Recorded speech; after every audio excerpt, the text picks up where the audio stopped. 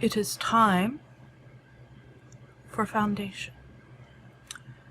So, I'm not sure how well your shade matches you, Nate, but typically when you're picking a shade, you want to pick something that will blend well onto your neck. I have a really hard time with that because my neck is like yellow and my face is like red. So that can be a little touchy for me. But when I need like a long-lasting foundation, I'm still playing with the Too Faced Born This Way foundation. It is great, but I'm not used to dealing with it so much.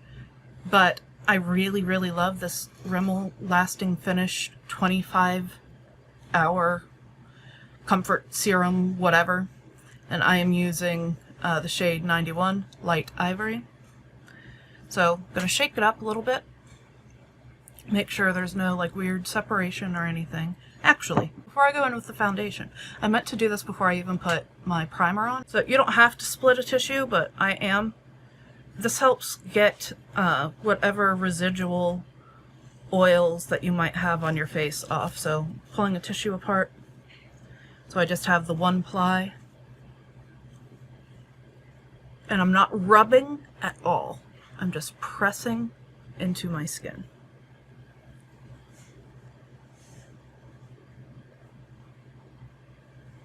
And especially concentrating on the areas where I know I have a little bit more oil production. Alright, now we've done that. Now it is time for foundation. So I use the back of my hand as a palette of sorts. And I put a generous amount on because I don't know how much I'm going to need to build up. So, and you're going to be building up with this sponge, which is probably less disgusting than mine. I will be cleaning everything after this video because I am ashamed. Alright, foundation, hand. Waiting for it to pour. Look at that, that's a lot. That's a lot. I might not use it all, but I tend to have to use a little more coverage on my cheeks and such. Okay, so use a clean finger. Mine no longer has the purple, but I'm still going to use a different finger, lest I like anger the gods or something. And I just kind of dot this on my face. And I really only do like one quadrant at a time. So I'm using the bouncy side. You can use the flat side if you want, but I don't like it. So, and you don't want to like be punching yourself in the face here. You're going to be gently tapping and bouncing and moving it around. And it starts to dissipate and blend in.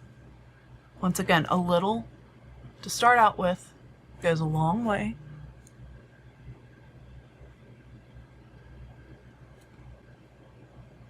Oh, and I'm gonna have weird skin problems, but I haven't really been able to do my normal skin routine because depression and lack of tools. So, alright. More foundation. I want to get it built up everywhere before I decide that I need to add more or like do anything with any problem areas. So once again, you are not beating yourself in the face, even though people say they've beat their face. You are giving it, I don't know, gentle kisses? I have no idea. That metaphor just really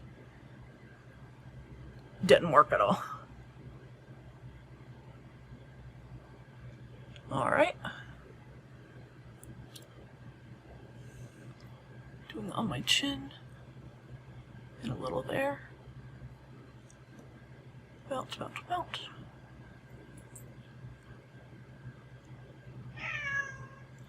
Yes, kitty. He's the saddest kitty.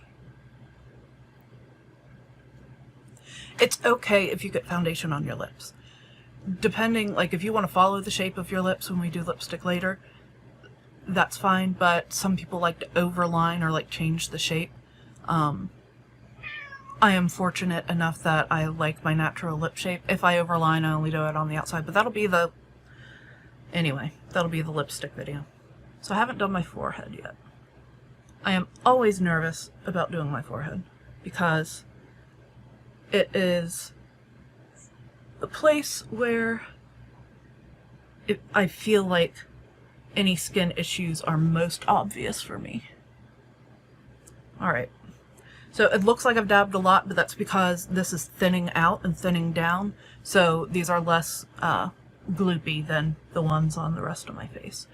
The reason that I work in quadrants here is because sometimes if I put dots all over my face and then start, wherever I first put dots or wherever I last blend out will be almost impossible to blend because it will have started, those little dots will have started like seeping into my skin as they are. That's not what I want.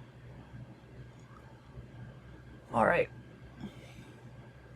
This is actually not bad. I feel like I need a little more coverage here maybe. So I'm gonna just do one little doot there.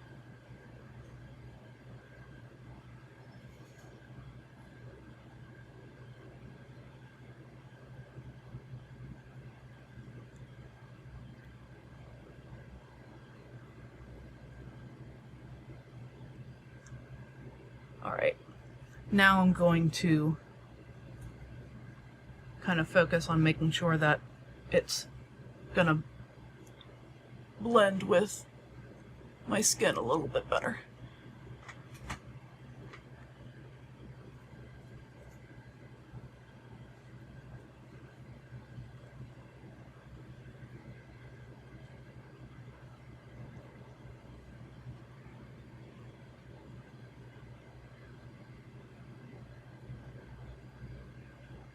Okay. So like I said, normally I do my my under eye and concealing before my foundation, but today is not that day.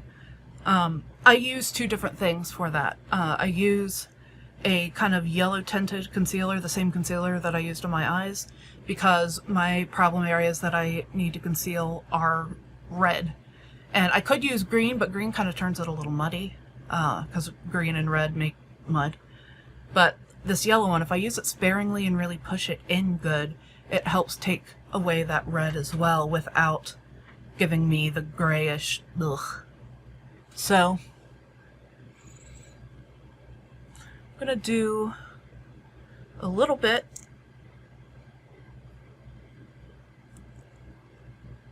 the corners of my nose. I know you have a concealer stick. I would actually recommend using a brush to apply that, and I pulled out a brush that was similar to one that you had, but I was going to say, hey, use this to apply, but I can't see. Here it is. So you have one that's kind of like this, where it's a bigger fluff, but still looks like an eyeshadow. That's going to be good. Like, swipe it across that stick and try to blend, or you can even swipe it with your finger and try to blend. Alright, so I'm using my sponge, and I'm using the corner here and blending in a little bit. I also get red right here for some reason, so preempt that.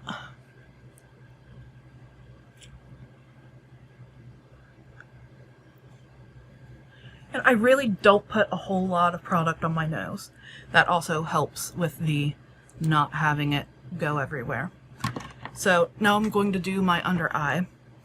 The reason that I use a different product and a different color for my under eye is because, basically color theory, pink is going to help my under eye brighten a lot more. Yellow ends up looking kind of sickly.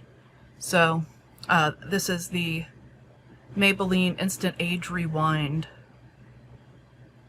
Does it have a color? Brightener. So I need to buy more of this because I am close to out.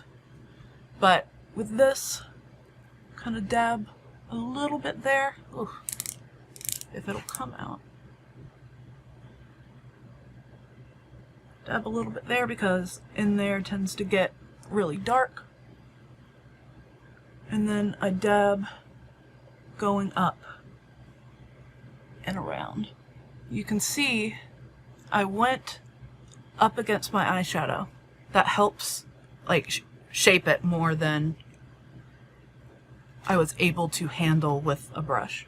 Before I place it anywhere else, I'm gonna blend that out. Once again, you're not punching your eye. The skin around your eye is very, very delicate. So, you know, be delicate. But you should be able to see the difference, right? This looks less like I don't sleep well, and this kind of shows more signs of that. So, going in on the other side as well. And this one is where like I'm not happy with the shape of that outer V, so I'm actually covering a little bit of that up. I might have overdone it, but we're about to find out. So, doing the corner, and let's start in the corner over here.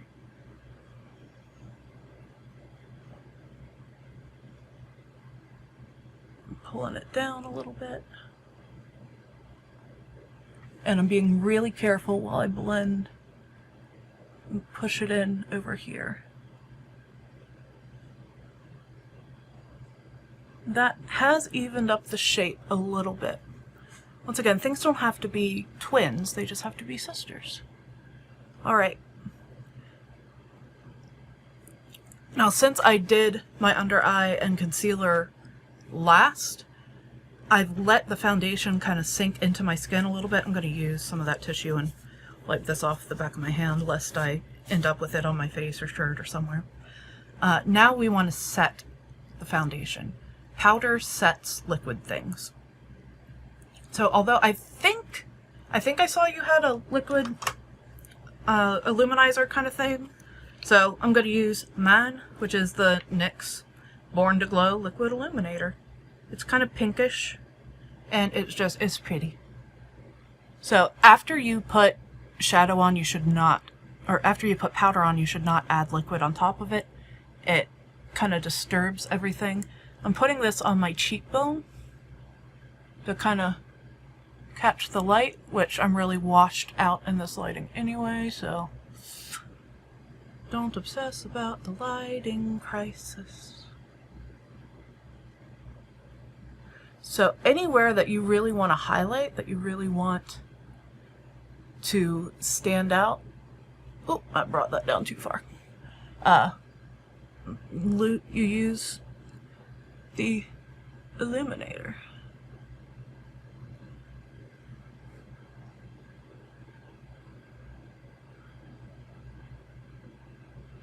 So a lot of people, sorry, just totally blocking.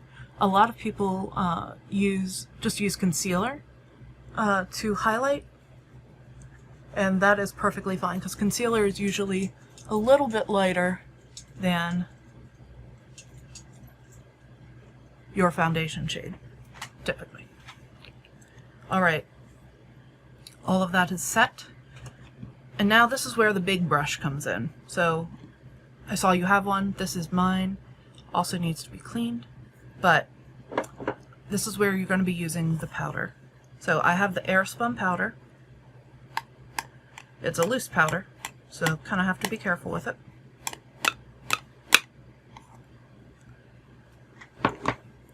So I put that much in, that's probably even too much. And like you would be doing this to your like actual flat powder too, so that's fine. You don't want to push this into your face. You want to very lightly brush it. Using too much powder is when you get like cake face. Using too much powder and too much foundation, honestly. So you want to be real gentle with this. So I'm starting very gently on my forehead. I know that I really want my cheeks.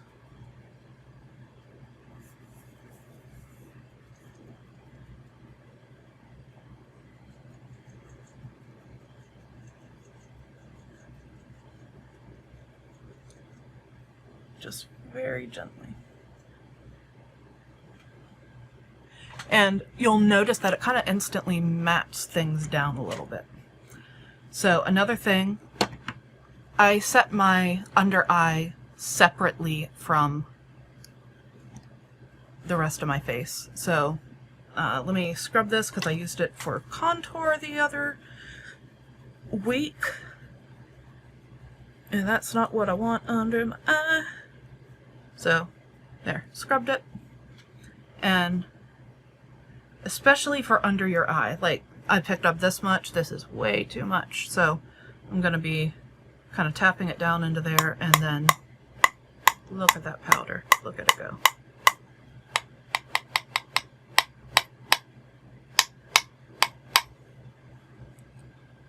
So let's look down and just very gently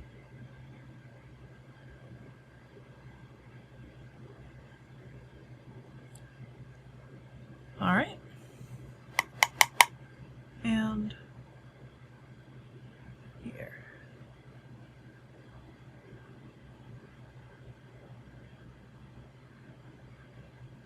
Alright. So the last powder thing we're going to do is blush. And then I guess I will move on to finishing the eyes and eyebrows and then do lipstick. I'm so sorry this is so long and so involved. But alright. Blush. You had like a thick angled brush that's usually used for contouring. You can use that for your blush. You just need to be real gentle with it. Where's my blush brush? I do have a separate brush for blush, and it's just a little bit smaller. Looks like this. It's pink. So I'm using this blush from NYX called Dusty Rose, and swirling this in here.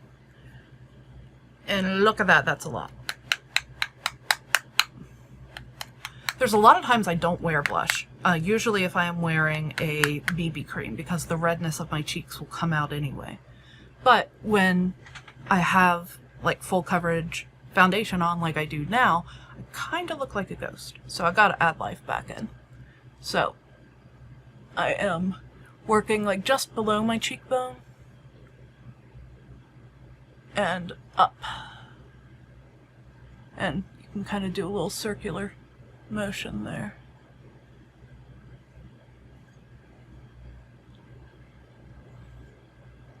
See how I don't look dead now, at least on this side? I really should do Too Faced for Halloween.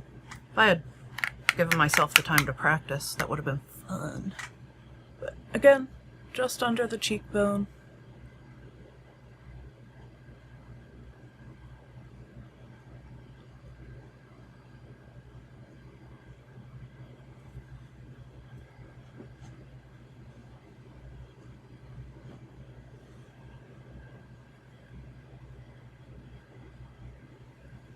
Okay. That might even be a little much, or maybe it just looks like a little much to me because I am not seeing what's on the camera. So I'm going to take the brush that I used to set and just kind of go over it a little bit.